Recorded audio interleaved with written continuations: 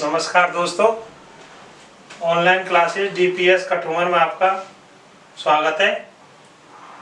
आज हम कक्षा 8 सब्जेक्ट गणित की प्रश्नावली नंबर 2, जो प्रश्नावली का नाम है आपकी का एक चर वाले रैखिक समीकरण। एक चर वाले रैखिक समीकरण, इसमें एक चर वाले रैखिक समीकरण का मतलब है कि एक चर वाले यानी उनमें केवल एक ही चर होना चाहिए। एक ही चर, जैसे x, y, z यानी एक केवल x। इसी प्रकार एक चर वाले रैखिक समीकरण दो पदों से मिलकर बना है। एक तो है बीजीय व्यंजक, बीजीय व्यंजक, और दूसरा है समीकरण। समीकरण बीजीय व्यंजक में जैसे 2x + 7 या 3x - 3, ये कहलाते हैं बीजीय व्यंजक। और समीकरण में समता के चिन्ह का उपयोग किया जाता है। यानी समीकरण किसे कहते हैं? सबसे पहले आता है अपन समीकरण किसे कहते हैं कि एक चर वाले एक या एक से अधिक चर या अचर वाले पदों में LHS व RHS दोनों ही पक्षों को शामिल किया जाता है, वो कहलाता है समीकरण। जैसे 2x + 6 = 8, ये बन गया समीकरण। ये जो चिन्ह है बराबर, यानी इसको बोला जाता है समता। यानी समता मतलब है कि 2x + 6 बराबर है 8 के। यानी मैंने आपको बता दिया है, फिर से सुनिए आप, कि समीकरण का मतलब होता है कि एक या एक से अधिक चर राशि या अचर राशि, एक या एक से अधिक चर राशि या अचर राशि में LHS या RHS पक्ष को समता के चिन्ह द्वारा दर्शाया जाता है, वह समीकरण कहलाता है। और बीजीय व्यंजक जैसे 2x + 7 3x - 3, बीजीय व्यंजक और समीकरण में अंतर आपके समझ में आ गया होगा कि समीकरण में बराबर के चिन्ह का उपयोग करते हैं, जिसको समता कहते हैं। क्या कहते हैं? जिसको समता का चिन्ह बोलते हैं। क्या बोलते हैं? समता। इसको समता का चिन्ह बोलते हैं। समता मतलब होता है बराबर। यानी ये LHS पक्ष जिसको बोलते हैं बायां पक्ष बराबर RHS यानी दायां पक्ष। कौन सा पक्ष? दायां पक्ष। इन दोनों पक्षों को समान यानी बराबर मतलब होता है समता, यानी बराबर करके दर्शाया जाता है, वह समीकरण कहलाता है। अब बात आती है आपके एक चर वाले रैखिक समीकरण। एक चर वाले समीकरण से मतलब है कि इनमें एक ही चर का प्रयोग किया जाता है। जैसे 3x + 7 = 6, यानी x केवल एक चर है। अब चर राशि और अचर राशि यानी मैंने बोला था कि एक या एक से अधिक चर या अचर राशियों को LHS व RHS दो पक्षों में प्रदर्शित किया जाता है, समीकरण कहलाता है। लेकिन अपन जाने कि चर राशि किसे कहते हैं और अचर राशि किसे कहते हैं। चर राशि जिसके मान में कोई भी परिवर्तन किया जा सकता है, जैसे x है, a है, y है, z है, इनके मान के बराबर कोई भी मान रखा जा सकता है, यानी जिसके वैल्यू यानी मान में परिवर्तन किया जा सकता है, वो कहलाती है चर राशि। और जिसके मान में कोई परिवर्तन नहीं किया जा सकता, वो कहलाती है अचर राशि। कैसी राशि कहलाती है? अचर राशि। जैसे -8, 4, 7, 4 है, 7 है, इनके मान फिक्स है, यानी 4 तो 4 ही है, 7 तो 7 ही है, 8 माइनस के तो -8 ही है, लेकिन इनके मानों में परिवर्तन किया जा सकता है। ये कहलाती है चर राशि और ये कहलाती है अचर राशि। कौन सी राशि? अचर राशि। अच्छा, चर व अचर, ये 3x चर राशि है, 7 अचर है, 6 अचर है, इसको बोला जाता है समता का चिन्ह बराबर, यानी समीकरण बोला जाएगा 3x + 7 = 6। अब अपन आ जाते हैं प्रश्नावली नंबर 2.1, यानी कि जैसे अपन इन समीकरणों को हल कैसे करते हैं। तो जैसे समीकरण है आपके पास 3x - 7 = 9, इधर बराबर 9 या कोई भी संख्या मानिए आप, जैसे अपन ने मान लिया 17 या मान लिया 19, कोई भी संख्या मान सकते हैं अपन समीकरण चयन करने में।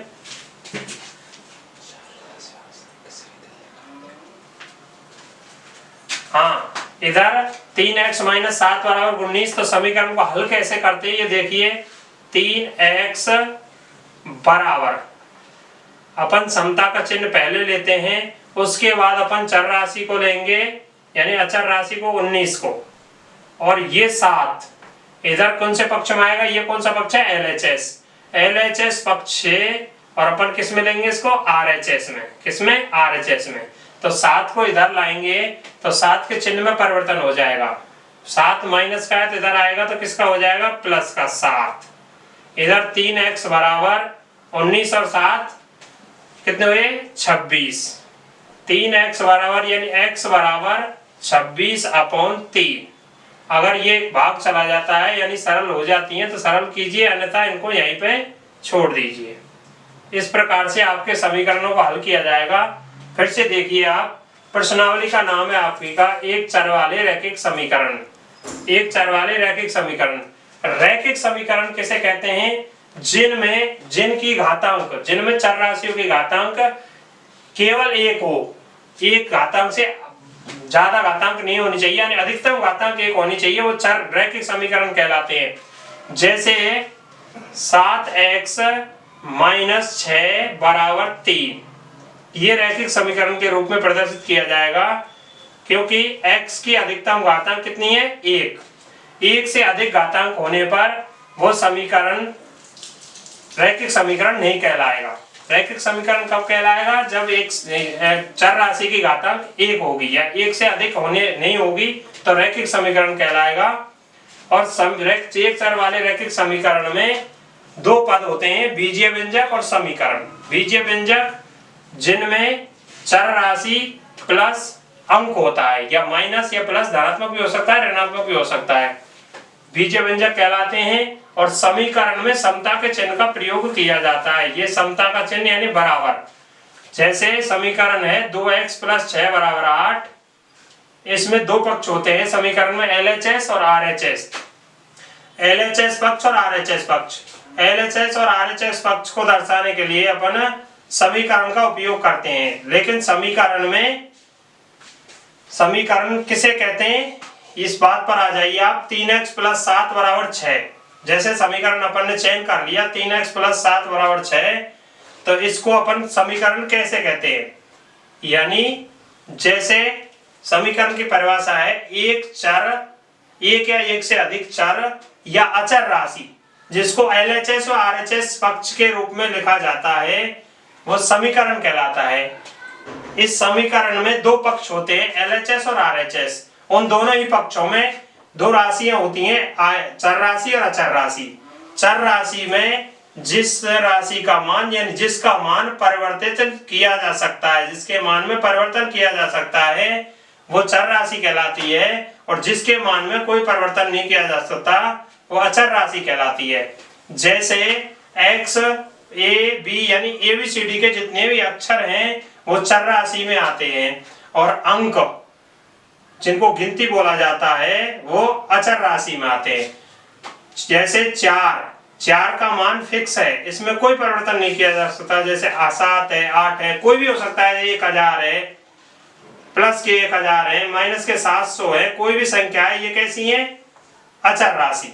और ABCD के कोई भी अक्षर, जैसे W है, A है, X है, Y है, Z है, कोई भी मान जो चर राशि कहलाती है। इस प्रकार से चर और अचर, चर राशि और अचर राशि, LHS व RHS पक्ष के रूप में लिखे जाते हैं उसे समीकरण का रूप दे देते हैं।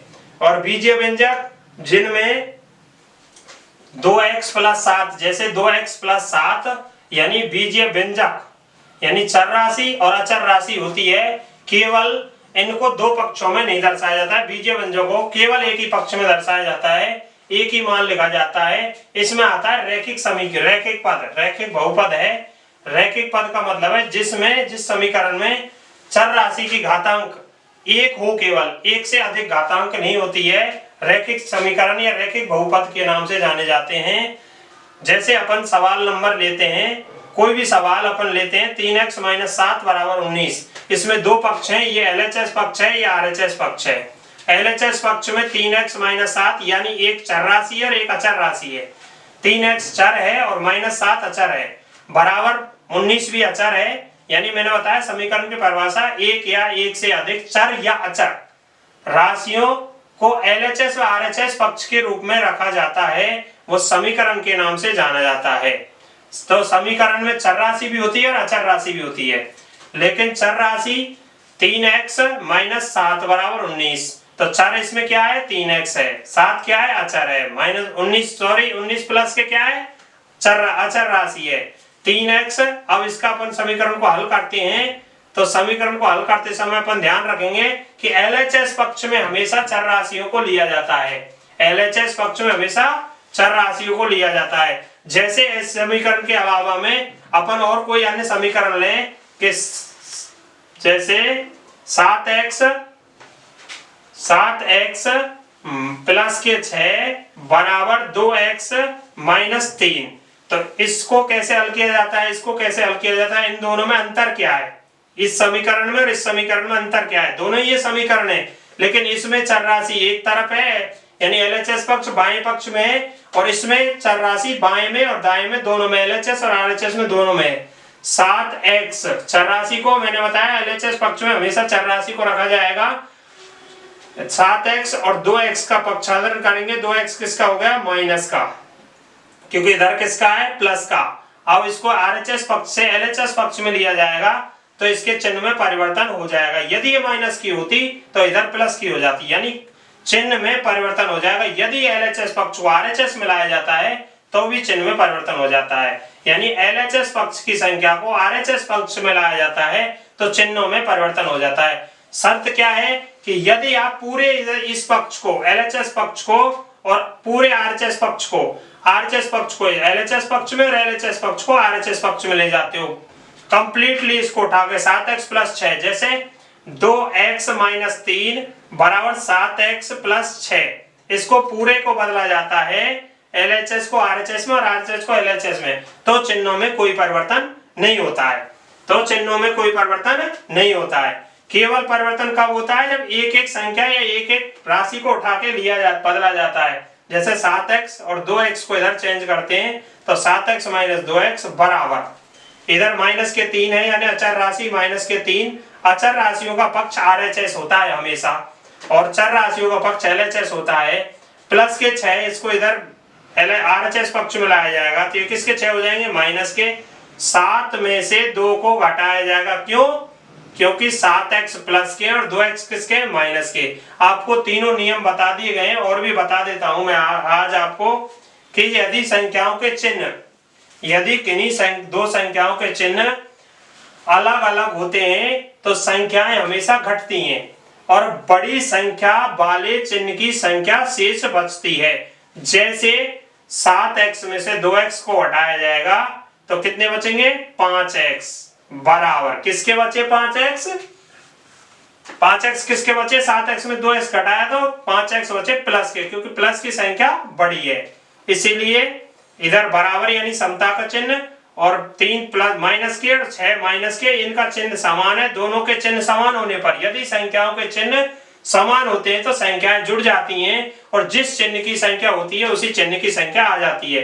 तो बराबर -9, x बराबर इधर समता के चिन्ह के बराबर कितना है, -9, और बटे में ये 5 है जो बटे में आ जाएगा 5, x बराबर कितना आ गया, -9/5। इसी प्रकार से अपन किसी भी प्रकार के समीकरण को हल कर सकते हैं। जैसे समीकरण एक प्रकार से और आ सकता है कि 3x बटे में 5 माइनस 7 बराबर 9, यानी भिन्न के रूप में संख्या आपके पास आ जाती है। तो भिन्न के रूप में संख्या को हल करने का तरीका क्या है कि दो तरीके हैं इसके। एक तो है एलसीएम लेकर के प्रत्येक पद से गुणा किया जाए, एक तरीका है इसके पक्ष को, यानी जो संख्या है अचर राशि है, अचर राशियों को किस में लाया जाए, आरएचएस पक्ष में। मैं दोनों ही तरीके को आपको बता देता हूं। देखिए पहले है एलसीएम यानी लघुत्तम लेकर, एलसीएम कितना आया इन सबका 3x बटे 5 माइनस 7 बराबर 9 का एलसीएम, जो हर के रूप में जो संख्या है उनका लघुत्तम लिया जाता है। इसीलिए एलसीएम कितना है, केवल एक संख्या है 5। 5 से प्रत्येक पद का गुणा करने पर तो 5 से प्रत्येक पद का गुणा करो, 3x बटे 5 गुना 5 माइनस 7 इंटू 5 बराबर 9 इंटू 5। 5 से 5 खत्म, 3x माइनस 5 सत्ते 35 बराबर 9 पंजे 45। 3x बराबर कितना आया मान, माइनस 7। 3x बराबर 45 और 35 इधर गया, 45 के आरएचएस पक्ष में, एलएचएस से आरएचएस पक्ष में 35 जाएगा तो इसके चिन्ह में परिवर्तन हो जाएगा। 35 किसका हो जाएगा, प्लस का। 3x बराबर 35 और 45, 5 और 5 10, 4 और 3 7 और 1 8, कितने हुए 80।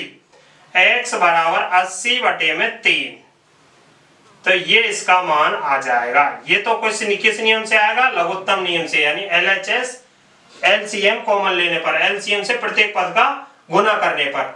अब अगर अपन पक्ष में अचर राशि, मैंने बताया था अचर राशियों को एलएचएस पक्ष में और अचर राशियों को आरएचएस पक्ष में लिया जाता है, तब इन समीकरणों को हल किया जाता है। लेकिन अगर भिन्न के रूप में आ जाता तो अपन ऐसे भी इसको हल कर सकते हैं, एलसीएम लेकर के भी, और प्रत्येक पद से गुना किया जा सकता है। अब अपन मैंने बताया था जैसे एलएचएस पक्ष और आरएचएस पक्ष के बारे में कि चर राशि एलएचएस में और अचर राशि आरएचएस में, ऐसे ही मैं इस समीकरण को हल करता हूं। देखिए आप, ये सेकंड विधि है इसकी, यानी एलएचएस के अलावा में, एलसीएम के अलावा में इनके पदों को, अचर राशि को आरएचएस में और चर राशि को एलएचएस में, यानी 3x बटे 5 ये चर राशि है और बराबर 9 और ये 7 इधर पक्षांतरित होगा प्लस के 7। 3x बराबर में 5 बराबर 9 और 7 16। जिस संख्या के बटे में कोई संख्या नहीं होती है उसके बटे में क्या रख लेते हैं, 1। और इनका तिरछा गुना जिसे बोला जाता है वज्र गुना, वज्र गुणन करने पर, वज्र गुना करने पर तो 3x इंटू 1 करेंगे, 3x बराबर 16 गुना 5 करेंगे, 3x बराबर कितना आया 80, 16 पंजे 80, x बराबर 80 बटे में 3।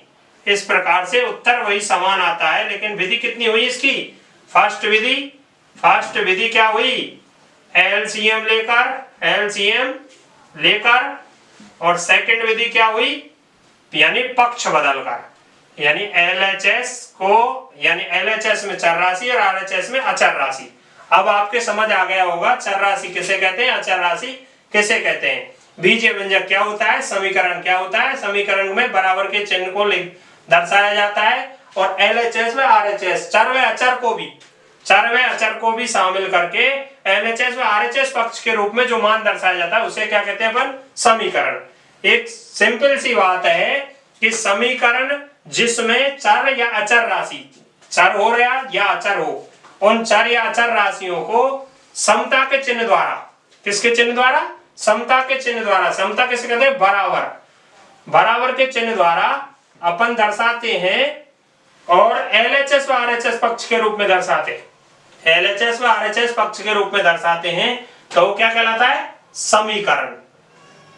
क्या कहलाता है, समीकरण। इस प्रकार से आपकी ये प्रश्नावली से संबंधित कुछ छोटी छोटी बातें हैं, इस प्रकार से पूर्ण हो जाती हैं, और फिर आगे आप कल पढ़ें।